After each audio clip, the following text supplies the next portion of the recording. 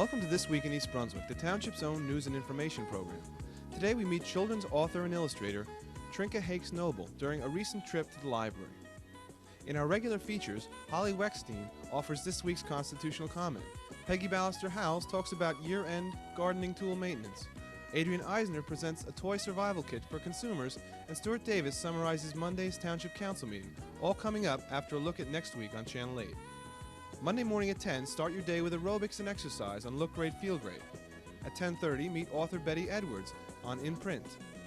Tuesday at 7:30, join host Ken Shalhoub as Let's Talk Health examines medical residency. At 8 p.m. on You and Your Money, it's year-end financial planning with Paul Hansen. At 8:30 on Tuesday, John Runyon discusses Route 18 development on business bylines with Stanton Levy. Wednesday afternoon at 3, it's Stories from the Library, read by East Brunswick librarians. And at 7:30, Wednesday evening, Spotlight on Education highlights physical education in our schools. At 8:30, it's 18, a new Channel 8 offering, this month focusing on the state's governor's program for gifted and talented students. All these shows are repeated throughout the week, so check our program guide for the best time for you. Children, parents, and grandparents alike turned out at the library December 5th to hear children's author and illustrator Trinka Hakes. This special Meet the Author conference was sponsored by the Middlesex County Reading Council and the East Brunswick Library. Hardcover and paperback copies of Trinka's books were available for purchase. These included The Day Jimmy's Boa Ate the Wash and Jimmy's Boa Bounces Back. The line was long, both before and after the program, for Trinka's autograph. At the beginning of the program, representatives of the Middlesex County Reading Council presented awards to the winners of the bookmark contest sponsored by the council. The contest was designed to promote interest in reading and was open to children throughout the county. Trinka Hakes began her presentation by sharing some inside information about her favorite book, Apple Tree Christmas, which she wrote and illustrated. I'd like to tell you a little bit about this book. And I'm not going to read it, but I'm going to tell you something about the story, and I'd like to tell you where some of these things really came from. Now, in this book, there's a family, sort of an old-fashioned family, like a pioneer family, and they didn't even have a house. They had to live at the end of an old barn. And if you look right there, you'll see some little curtains. That's the section of the barn that they lived in. And this family had a very special old apple tree that was all covered with vines. And it was very special to them. Now, let's back up just a second. This barn that you see is my barn in Bernardsville. It's a real barn. And when you are the artist, sometimes you draw real things, and this is a real building. And I see this barn every day I walk out my front door, but I'll tell you something.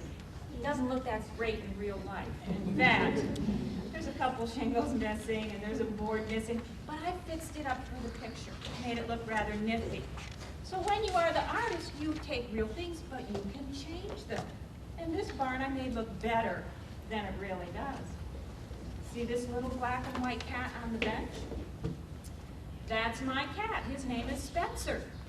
And Spence is always sneaking in my books. So if you see a little black and white cat, you know, there's Spence getting into my stories. So you also draw real buildings and real animals. Now in this story, there's a very special old apple tree, and it's very special to the two sisters in the family, the two daughters. And the littlest sister right here, this is her side of the tree because there's this old vine and it grew just like that. And it made a perfect swing for her. And this is her special play place. And she loves to swing and play all day long. Now the other side of the tree belongs to the older sister, and she likes to draw. And she has a limb that she sits on, and it fits her perfectly. And there's a nice little flat part of that limb where she puts her paper, and she can draw. And she calls it her special drawing place, her studio. And she likes to sit there and draw all day long. And there she is drawing a picture of two little deer way over in the woods. Now, when I was drawing this picture right here that you see, this nice, cold, snowy picture, it really was the middle of August.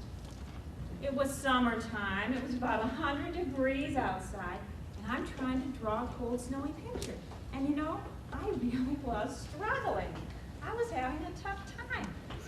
And the hardest part was this girl right here in the blue coat sitting on that limb. Now you look, you see how she's sitting like on a horse? I couldn't get her drawn right. I tried, I just couldn't get that drawn right. So you know what I did? I asked my own daughter, she was in 5th grade at the time, I asked my own daughter to put on her long winter coat in the middle of August on a 100-degree day, go out in the yard, climb our apple tree, and sit there so I could draw her. Now, she's a pretty good kid, and she did that for me. She got a little warm. But you are really looking at a picture of my very own daughter sitting there. And that is how I finally got that drawn. So not only do you have real barns and cats, you have real daughters. Trinka concluded her presentation by explaining how she goes about writing and illustrating books, and by answering questions from the audience. Channel 8's Eye on the Library will feature more on Trinka Hakes Noble in February. Hi, my name is Holly Wecstein, and I am presenting this week's comment on the Constitution. My topic is Gouverneur Morris.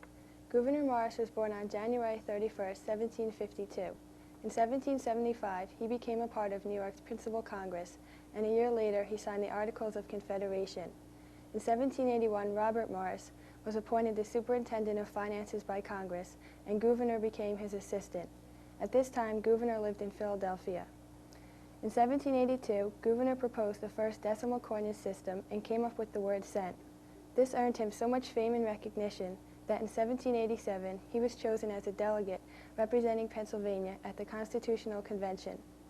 In the beginning of July, the convention was discussing having Congress choose the president. Gouverneur strongly opposed this, and he made a long speech about how the people should elect the president. Then, on August 20th, Gouverneur proposed a president's cabinet, which he thought should be called the Council of State, and to it the president should appoint Chief Justice of the Supreme Court and secretaries of Domestic Affairs, Foreign Affairs, Commerce and Finance, War, and the Marines. Finally, on September 8th, the Constitution was finished, and Gouverneur was appointed to rewrite it. On the 12th, he presented it to the convention, and they made any final changes. 5 days later, the Constitution was signed. On November 6, 1816, Gouverneur Morris died. Thank you. Hi, this is Peggy Ballister-Howells, Middlesex County Agricultural Agent. And as you can see, I'm working on some of my tools here. It's the end of the year, and it's time to take care of your tools and put them away for the winter. As you can see, I'm scraping off some of the mud and the dirt. I'm using a wire brush. It's a very handy tool to have to take care of your other tools. I always keep it stored right next to where I put my tools away so that it's handy when I need it. It's not good to put them away caked with mud and dirt. That encourages rust. Another thing that you want to consider is taking care of the handles. Any kind of wooden handle can get a nick in it or can dry out from getting wet so many times. And it's good before you put them away for the winter to put some lemon oil on them. That's good for any kind of wood, and certainly garden handles are no exception. This particular tool is one of my favorites. I really use it a lot in the garden. It has a hoe blade on one end and a cultivator on the other. This is particularly good for breaking up clumps of earth when you're turning the soil and working it in the spring. And this one probably gets more use than any of my other hoeing type tools. It's very handy and one that I really wouldn't want to have to garden without. Another interesting tool sort of has a family history. This one is a small pickaxe, and it has a shovel blade on one end, and it's called Grubby Eddie. It actually has a name, and a friend of mine, a very good friend, grew up on the family farm, and they had one of these tools, and that's how it got its name. She introduced me to it a few years ago, and well, it's great for taking out aggression, but it also really breaks up those clumps of soil when you're down there on your hands and knees planting, and helps you get out those little roots. It has a nice feel to it. Again, the wooden handle should be lemon oiled, and this is a great tool. I use it constantly. It's always at my side, easy to grab, it's not too heavy, and a really useful tool in the garden. I got this one for Christmas a couple of years ago, and it's been working hard for me ever since. A good pair of garden clippers that fit in your back pocket and have a good lock on them so they don't open. This is an excellent present and a tool that gets used all the time. This one is particularly good because it has a blade that can be changed. Once the blades go, it's hard to get them sharpened, very difficult to get them sharpened. So you may have to pay a little more for the kind where the blades can be changed, but it's well worth it in the long run. And a good pair of hand clippers that feel nice in your hand are another very important garden tool that should always be close at hand. Now, a trowel is not exactly an exciting garden tool, but it is one that works very, very hard, from planting bulbs in the fall and even potting houseplants inside and all spring long, even getting out weeds. And when you're having trouble getting those carrots out when the ground's a little dry, they sure come in handy. But a trowel is not just a trowel. A trowel is something that you have to hold on to for a long period of time. You really shove it in the dirt and bend it, and if it doesn't have a strong neck, it's worthless. So invest in a good one. Forget the 99-cent ones that you can get. Spend a few bucks and get a really good hand trowel that'll last you a few years, that you get used to in your hand. It's worth the extra few bucks. And probably one of my all-time favorite tools is one I confiscated from a friend of mine. Is my pocket knife. It's always in my pocket. It has two blades on it. Has a corkscrew for fun, a pair of scissors, and there's a little pair of scissors. It also has a screwdriver, toothpick, tweezers. I never know what I'm going to use. The scissors are great for cutting string. The knife blades are always handy. And this is in my back pocket from the time I walk out in the garden in the spring until the time I put my tools away in the fall. So any of these are useful and would make excellent gardening gifts. And if any of my friends are listening, I could sure use another one of these. We'll see you next time here in the garden.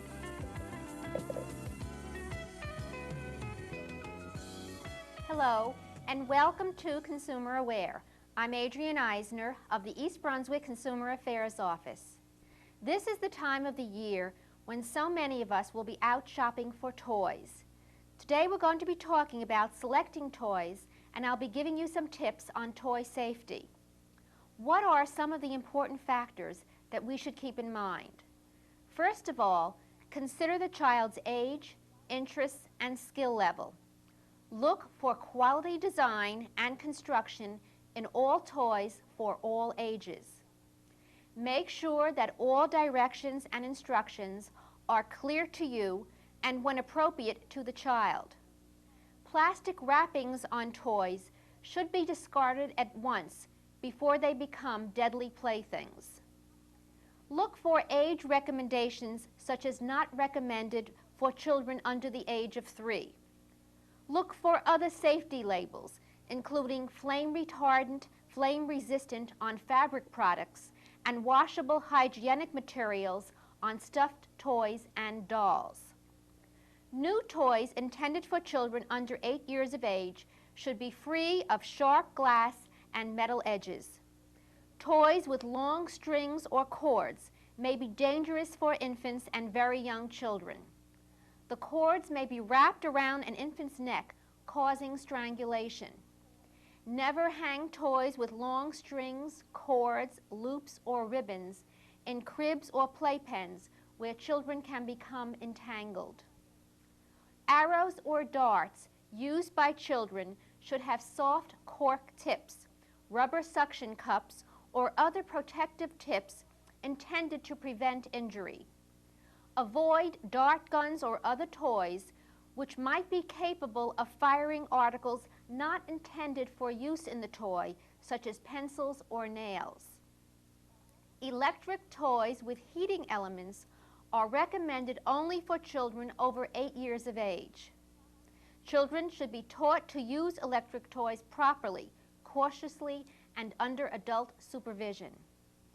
Infant toys, such as rattles, squeeze toys, and teethers, should be large enough so that they cannot enter and become lodged in an infant's throat.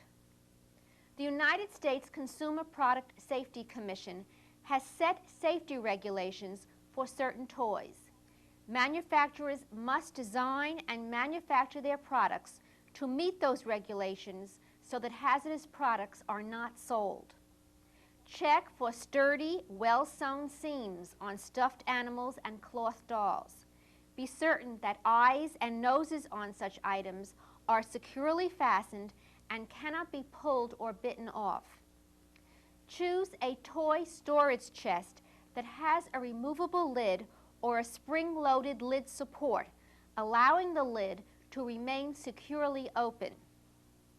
Spot check toys periodically for minor damage and urge children to let you know when toys need repair. Don't allow toys to remain outdoors overnight. Rain, snow, and dew cause rust and damage that can increase the risk of accidents. A damaged toy that is beyond repair should not remain in the toy collection. Proper adult supervision is a must to carefully designed and safety-tested toys. The extent and nature of this supervision will vary according to several factors: the age, personality, and developmental level of the youngster, the type of play, the surroundings, and the particular toy involved. But parents must continue to be cautious and watchful and to check children during play. If you have any further questions or problems, please be sure to contact us at the East Brunswick Consumer Affairs Office. We are located in the Municipal Building. Our hours are Monday through Friday from 9 a.m. until 5 p.m. The telephone number is 390-6954. Thank you for joining me on Consumer Aware. See you again next time. At Monday night's council agenda meeting, Councilman Louis Becker challenged the mayor's decision not to hire an attorney to investigate the Route 18 flea market lease and the Tower Center parking garage. Republican council had voted 3-2 to hire Richard Pletchner to conduct an investigation into alleged wrongdoings in the two deals. But Mayor William Fox says he will not sign a contract hiring Pletchner because of a clear conflict of interest. Pletchner is currently defending Republican councilmen in a libel suit, which Fox has filed. Fox says he will sign a contract for an investigation if the council can choose an unbiased attorney. And townhouse owners may be on their way to getting reimbursement for garbage collection. At the next action meeting, an ordinance will be introduced that would require the town to pay homeowner associations 20% of garbage costs incurred between January and August of 1987, and then pick up the entire increase Edgeboro Landfill made from September on. The ordinance also provides a 5-year phase-in plan, which ends up with the township paying all garbage costs for condo owners.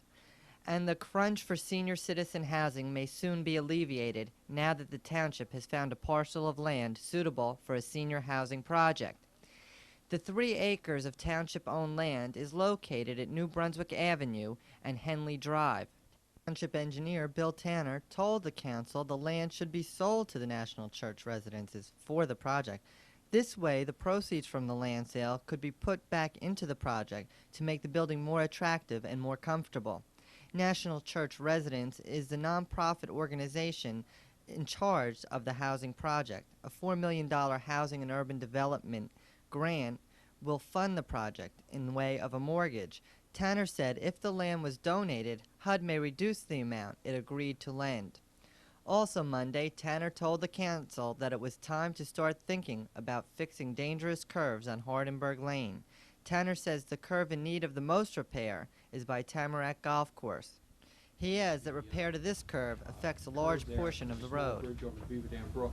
This is a rather severe curve, has been a spot of a lot of accidents. There's been a lot of reports from the school board as to buses, near misses, etc. So we had identified this some time ago as one that we would desire to redesign. Our original feeling on that was to try to redesign it in an area that ran somewhat from about the golf course entrance to the Turnpike Bridge. With the Turnpike relocating their bridge to the south, and as we laid out our preliminary designs, we found that we were coming too close to the second curve here, and in our discussions with engineers for a request for proposal, we ended the scope of services at this point, which is just beyond the second curve. This was an addendum to the original contract? It's not even an addendum at this point. After talking to the various engineers and going over the project, it was decided that we would not be able to maintain the confines of the project in this area because of the various geometries, horizontal geometry involved. It would push it into the second curve, and as soon as we were in the second curve, we had to expand the scope of the work. This was the scope of Tanner work recommended that considered to plans be RPA. drawn to One of the improve a other large reasons why portion of Hardenberg Lane. The council agreed and asked Township Attorney Bertram Bush to write a resolution for the plans and work to be completed along the road in phases. Tanner says construction won't be started until 1989. Cranberry Road and Ruse Lane improvements were also brought up. Prompted by a recent fatality on Ruse Lane, Councilman Jack Sinagra asked the council to reconsider its resolution, telling the county not to construct a median on the roadways. The testimony of the professionals, that being engineers, director of public safety, say that a median is important for public safety. Are we talking Cranberry Road, Jim? Makes no difference. Well, I haven't talked to Ruse Lane yet, that's the reason for the question. that's Cranberry. To say that the testimony of the Chamber of Commerce, which just says take it out, the inconvenience of certain business people outweighs the testimony of engineering and public safety is not something that I would like us to see this council accept. And I'm just asking, in consideration of recent events, that you reconsider your position on the median. That's the only reason it's Mayor happening. Fox agreed with Sinagra, but councilmen like Louis Becker were not swayed. Sorry that somebody died naturally. I also understand that we have a median in front of the high school, and 2 years ago somebody died there too. And I think that the testimony that we had several months ago made sense to me. The length of the